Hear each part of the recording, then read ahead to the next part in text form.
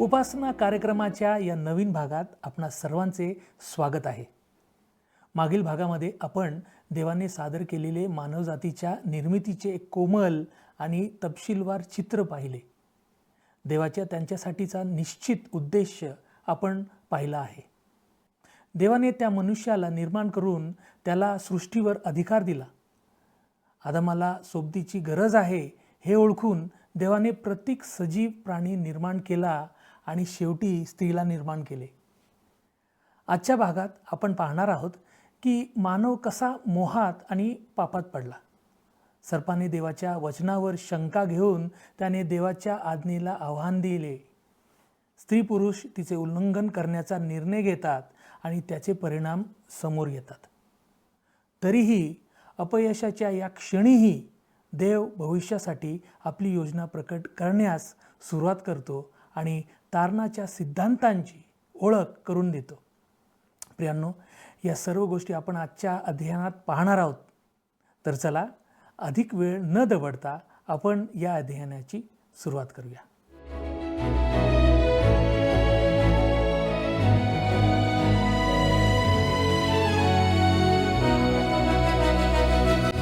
तारण देणाऱ्या प्रभू येशू ख्रिस्ताच्या सामर्थ्यवान नावात आपणा सर्वांस प्रेमपूर्वक सलाम.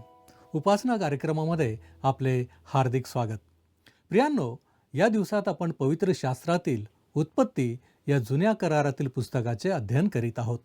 आतापर्यंतच्या अध्ययनामध्ये आपण उत्पत्तीचे 2 अध्याय अभ्यासलेले आहेत.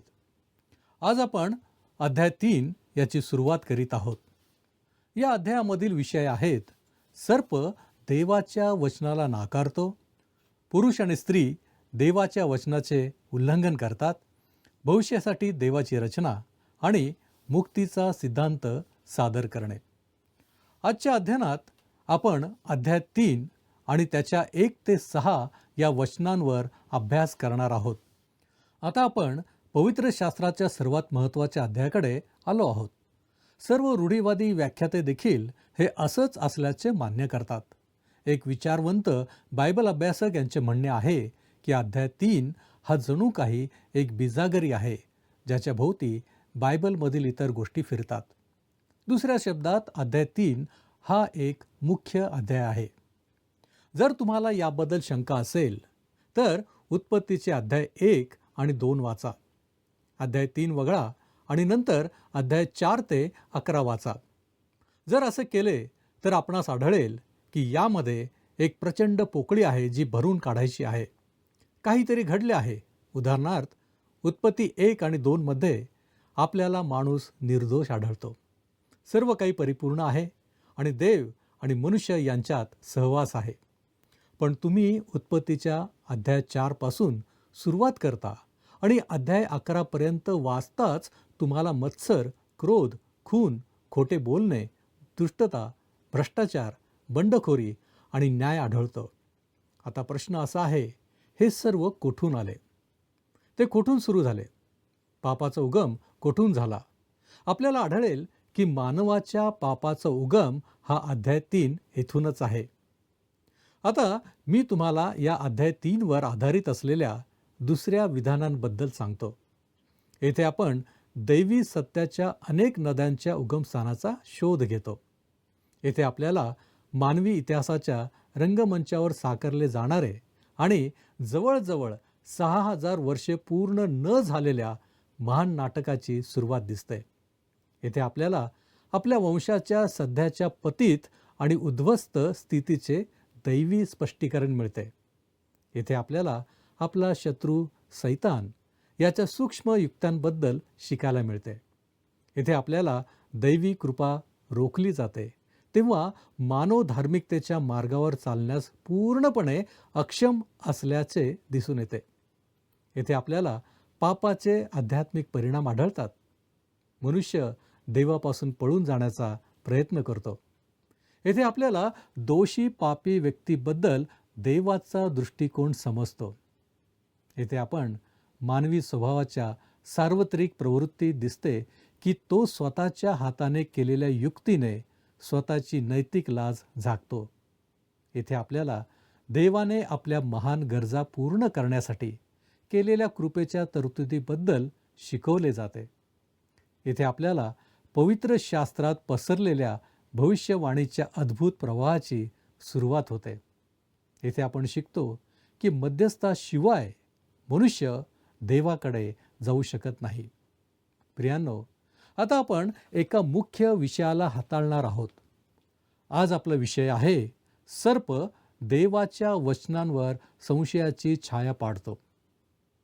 या पहिल्या भागात आपल्याला मानवाच्या परीक्षेची मांडणी दिसते.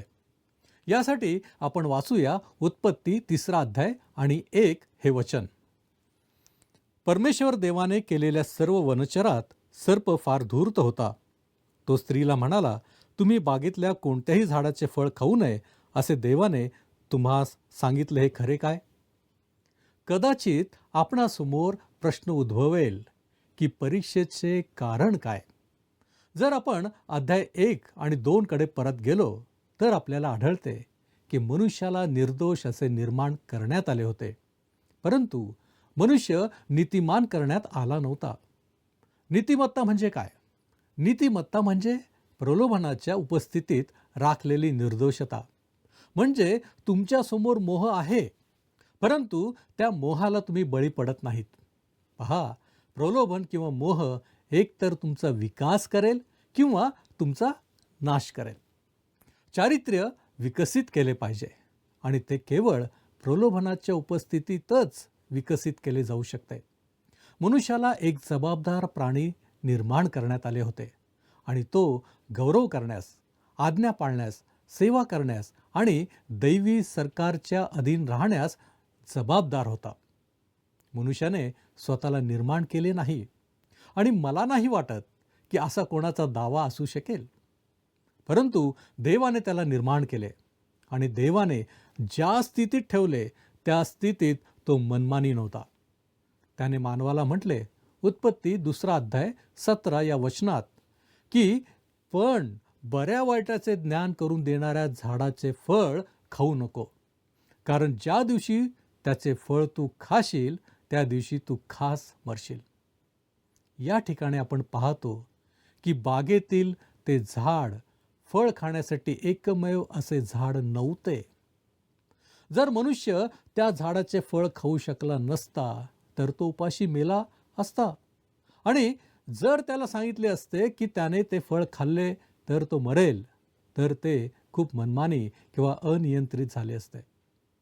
आम्ही हे लक्षात घ्यावे की बागेत भरपूर फळे देणारी झाडे होती, म्हणून माणसाला या झाडाचे फळ खाण्याची अजिबात गरज नव्हती.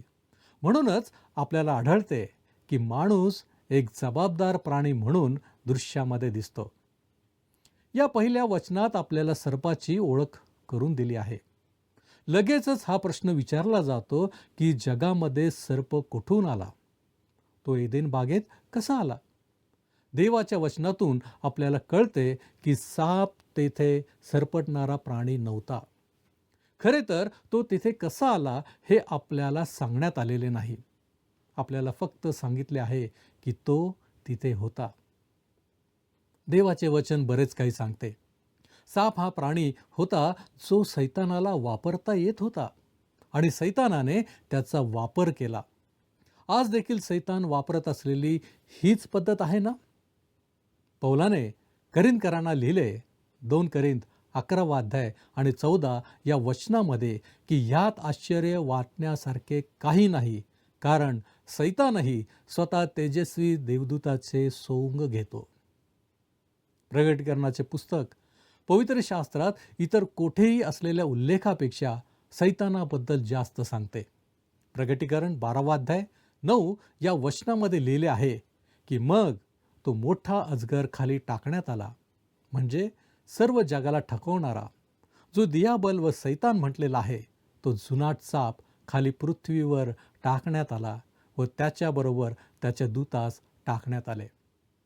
आज आपण ज्याप्रमाणे विचार करतो तसा हा प्राणी सरपटणारा साप नव्हता. देवाचे वचन त्याचे चित्र अजिबात देत नाही. प्रगटीकरण 20 अध्याय 2 वचनामध्ये म्हटले आहे, त्याने दियाबल व सैतान म्हटलेला जुनाट साप म्हणजे तो अजगर याला धरले आणि त्याने 1000 वर्षपर्यंत बांधलेल्या अवस्थेत पडून राहावे म्हणून त्याला त्या अथांग डोहात टाकून दिले. एक प्रचंड क्षमता असलेला हा प्राणी आहे.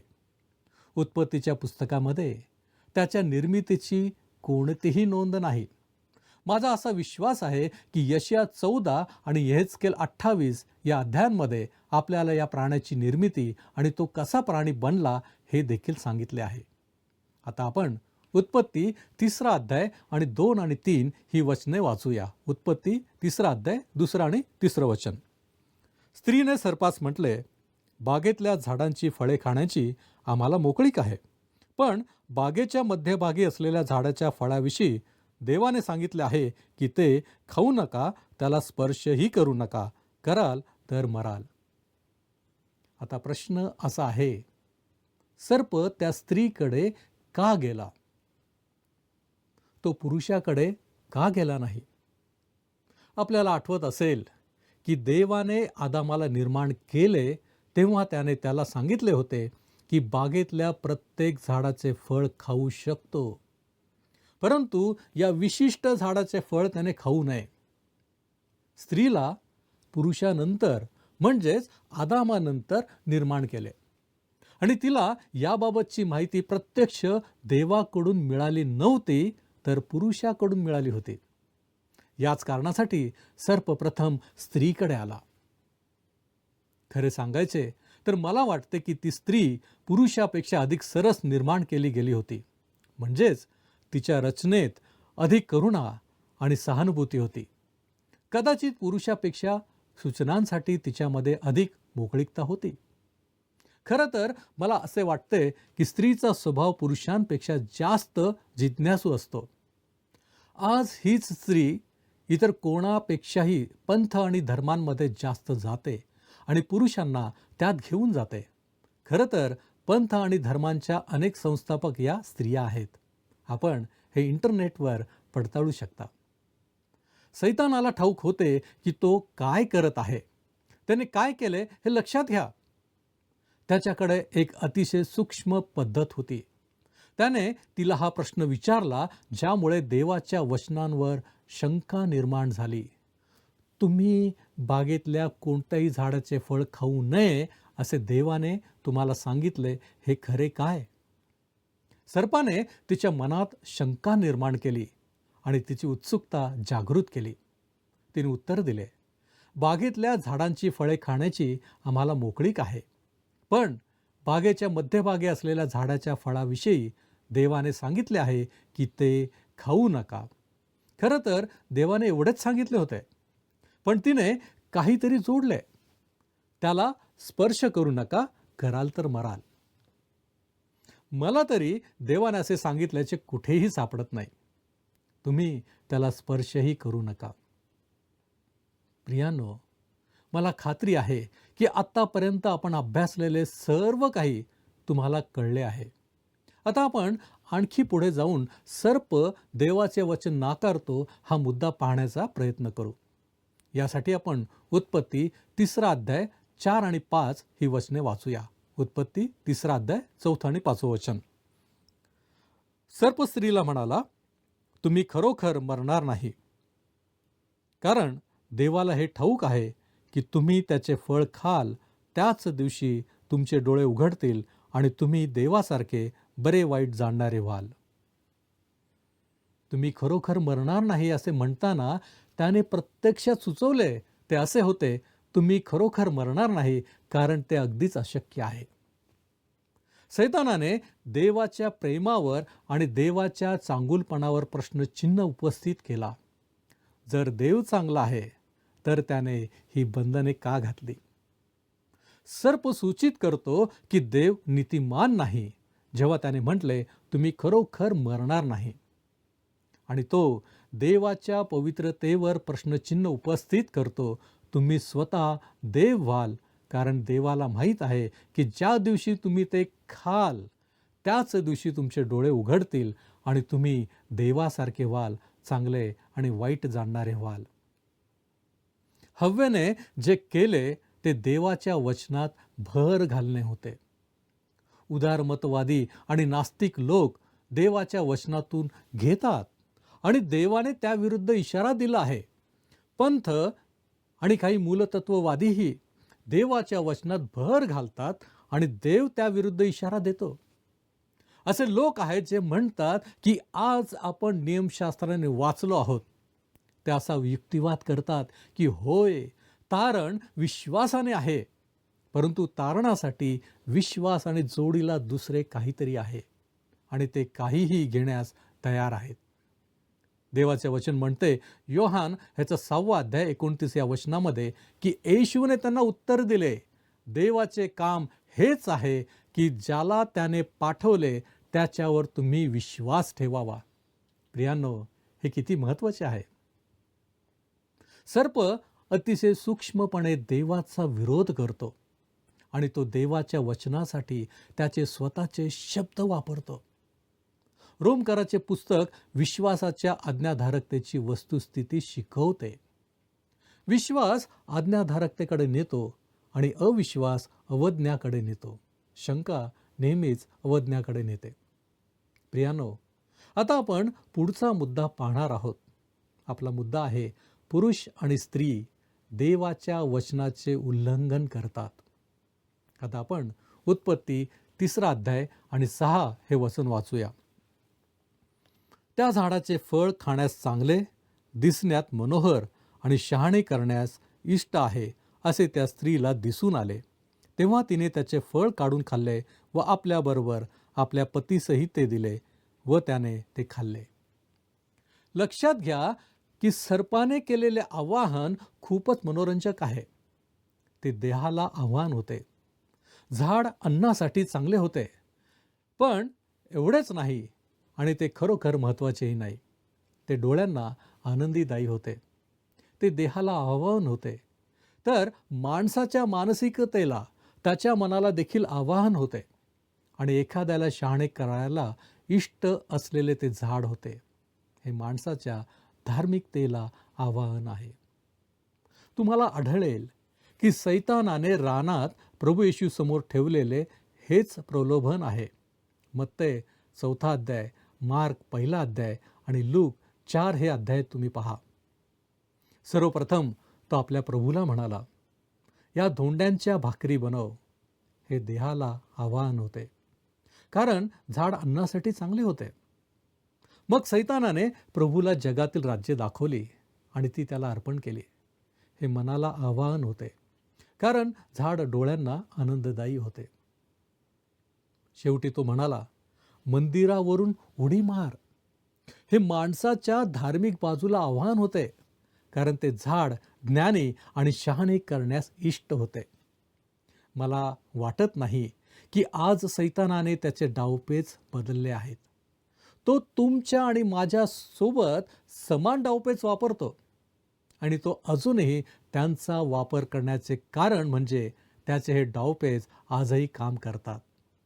त्याला त्याचे डावपेच बदलण्याची गरज नाही, कारण आपण सर्व त्याच प्रकारे बळी पडतो. योहानाचे पहिले पत्र 2 अध्याय आणि वचन 16 सांगते. योहानाचे पहिले पत्र अध्याय 2 वचन 16, कारण जगात जे सर्व आहे ते म्हणजे देहाची वासना, डोळ्यांची वासना व संसाराविषयीची हुशारकी ही पित्यापासून नाहीत तर जगापासून आहेत. देहाची वासना म्हणजेच झाडाचे फळ खाण्यास चांगले होते. डोळ्यांची वासना, झाडाचे फळ दिसण्यास चांगले होते. जीवनाचा अभिमान, झाडाच्या फळाची इच्छा बाळगण्यात आली, कारण ते माणसाला ज्ञानी बनवण्यासाठी हवे होते. प्रियांनो, या गोष्टी पित्याच्या नाहीत तर जगाच्या आहेत.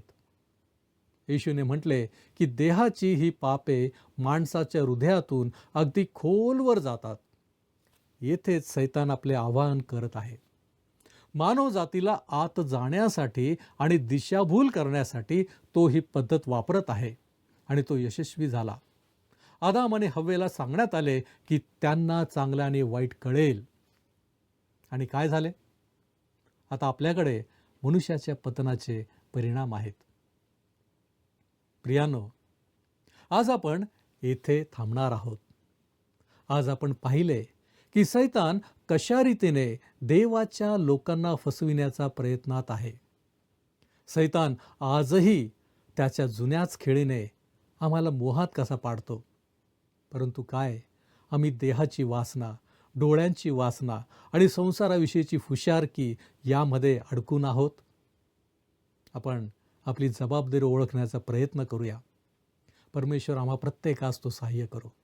यावेळेस आपण प्रार्थना करूया. प्रभूजी, आम्ही तुझे लेकरं या नात्याने तुझ्या चरणापाशी आलेलो आहोत. होय प्रभूजी, आजचं अध्ययन आम्हासाठी आमचे डोळे उघडणार असं झालेलं आहे. प्रभूजी, ह्याच्यामधून तू आम्हाला उत्तम असं मार्गदर्शन दिलेलं आहेस. आणि बापा, तू आम्हाला दाखवून दिलेलं आहेस की कशा प्रकारे मनुष्य सैतानाच्या डावपेचाला बळी पडतो. प्रभूजी, आजची आमची स्थिती अशाच प्रकारची आहे. आणि म्हणूनच बापा, आम्हाला तुझं सहाय्य हवं आहे. तुझी वचनं बापा आम्हाला समजण्याची गरज आहे. तुझ्या वचनांच्याद्वारे आमच्या जीवनामध्ये बदल होणार आहे. आम्ही योग्य रीतीने कृती करणारे तुझी लेकरं बनणार आहोत. आणि म्हणून प्रभूजी, आम्ही तुला सहाय्य मागतो. या जगामध्ये जगत असताना, सैतानाच्या अनेक डावपेचांना तोंड देत असताना प्रभूजी, तुझी कृपा आम्हाला पुरेसी आहे. आणि म्हणूनच प्रभूजी, आम्ही आमचं लक्ष तुझ्याकडे लावलेलं आहे. तू आम्हाला सहाय्य कर. तारणारा प्रभू येशू ख्रिस्त याच्या गोड आणि गौरवी नावात ही प्रार्थना करतो, म्हणून तू ऐक. आमेन. प्रभूची कृपा आपणाबरोबर सदैव असो.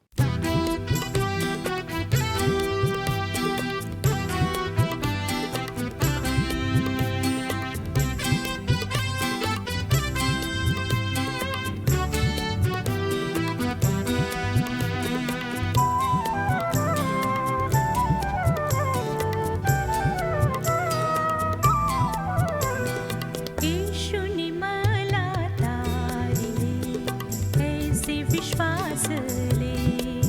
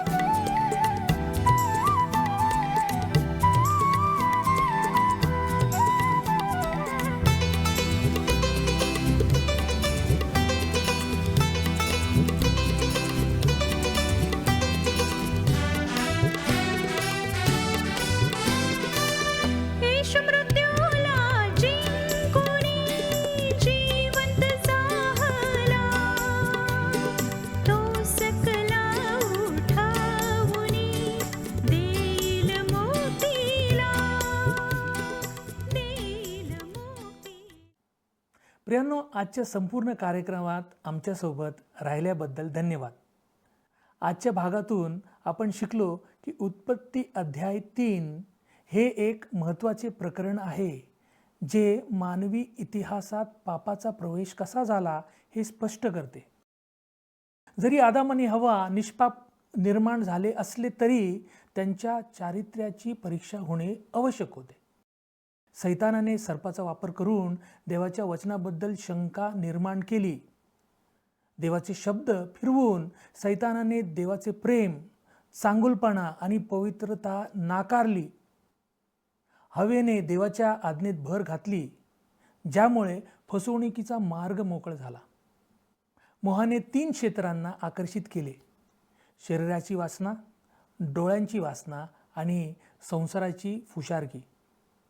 हवेने फळ खाल्ले आणि आदामाला आज्ञाभंग करण्यास प्रवृत्त केले, ज्यामुळे मानवजातीत पाप, लाज आणि आध्यात्मिक विनाश आला.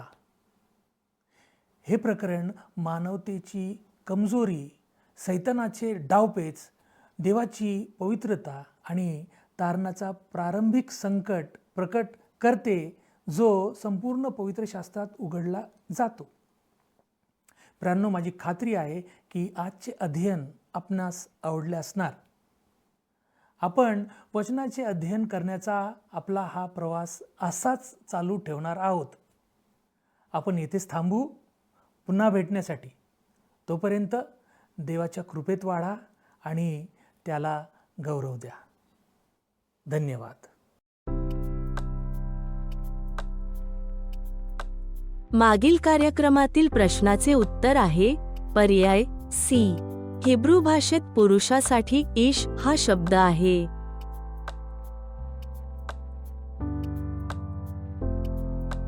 आजचा प्रश्न: मोज समोर असताना त्याला बळी न पडणे याला काय म्हणतात? ए. परीक्षा, बी. नीतिमत्ता, सी. गुणवत्ता, डी. प्रलोभन.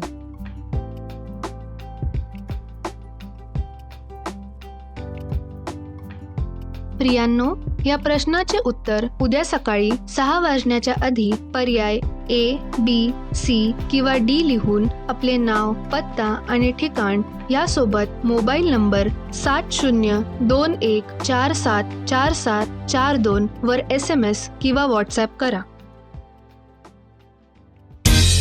हा कार्यक्रम आपणास आवडला काय? आता आम्हाला एक मिस कॉल करा.